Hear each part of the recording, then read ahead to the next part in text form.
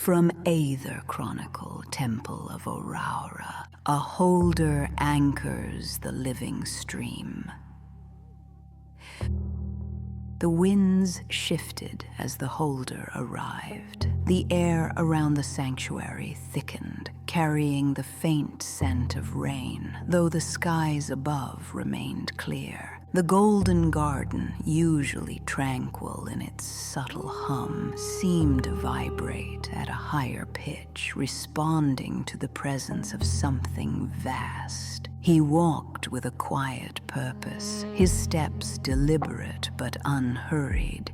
His ether preceded him, a tidal wave of resonance that brushed against the edges of the space, folding into the golden energy as though greeting an old companion. The sanctuary felt smaller in his presence, though not diminished. Rather, the space seemed to gather itself, readying for what was to come. The priestesses were waiting, each positioned near the pillars surrounding the bath, their fields already aligned with the sanctuary's golden threads. I stood at the center, the convergence point for what was about to unfold, and met his gaze as he entered. "The living stream is active," he said, his voice low but resonant. "We're anchoring it through movement this time. Prepare yourself."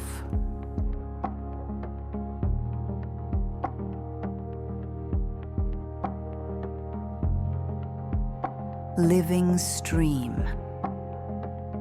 The name alone carried weight. It was not a thread of energy, but a river, vast and unyielding, flowing through the ethereal layers of the concave world. It was said to carry the echoes of what had been and what could be.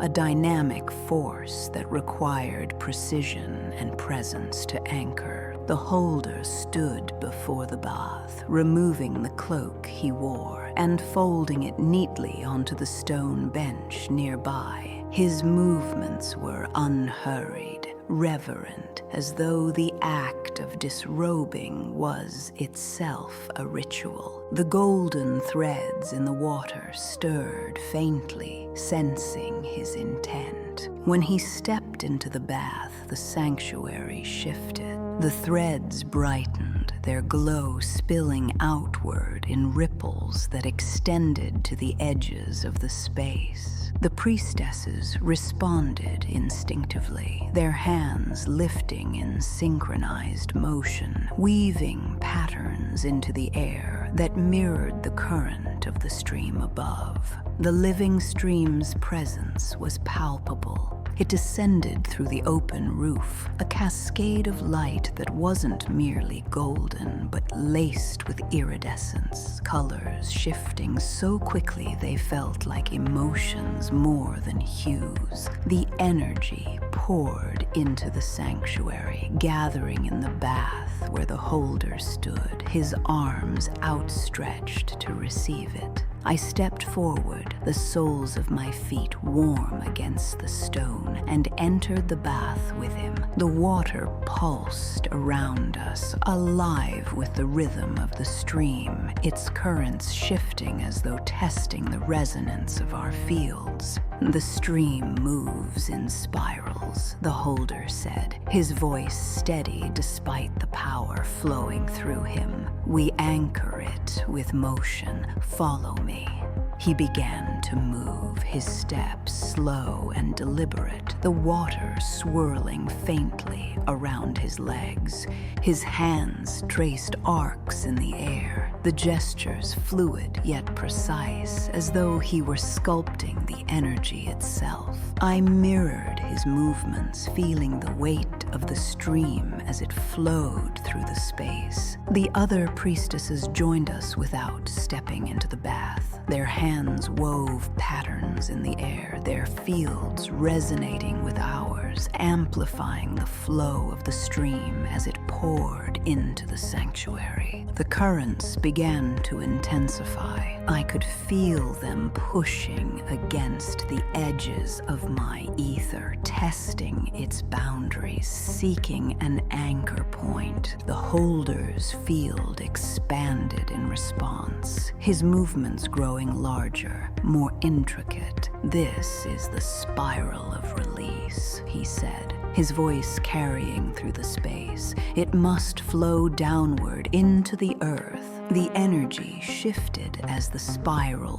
formed, the stream twisting into a dynamic pattern that hovered above the bath. It was vast, its edges brushing against the pillars, its light casting dancing shadows across the sanctuary. The holder's movements became sharper, each gesture precise and intentional. I followed his lead, my body aligning with the rhythm of the stream, the golden threads in the water weaving themselves into the current. As the spiral descended, I felt it connect with the earth beneath us. The resonance was immediate, a deep, grounding vibration that rippled outward, carrying the stream's energy into the soil, the stone, the very fabric of the world. The final moment came with a stillness so profound, it felt like the sanctuary itself was holding its breath. The spiral dissolved, its energy absorbed into the earth, leaving only the faint shimmer of golden threads in its wake. The bath grew calm, its water settling as the last ripples faded. The holder lowered his arms, his ether retracting into a steady, contained rhythm. He turned to me, his expression calm but intense.